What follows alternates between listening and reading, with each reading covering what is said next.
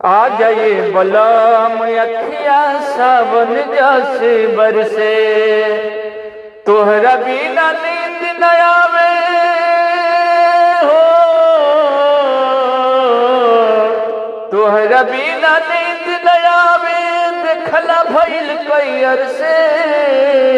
आ जाए बलम अखिया सावन जैसे बरसे, आ जाए बलम अखिया सावन जैसे बरसे।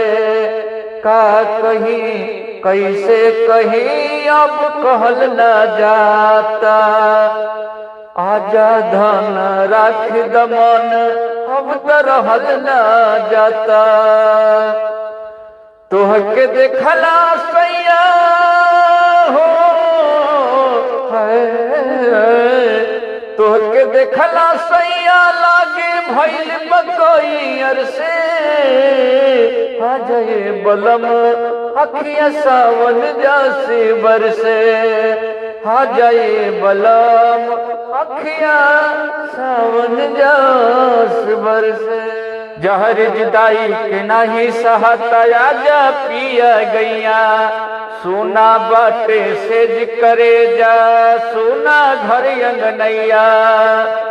बिरह के आग में हम डहकिला है,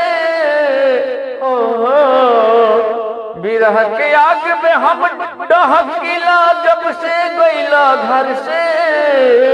आ जाए बलम अखिया सावन जैसे बरसे, आ जाए बलम अखिया सावन जैसे बरसे। तोहरा बिना नींद न आवे हो है, तोहरा बिना नींद न आवे, जब से गैला घर से।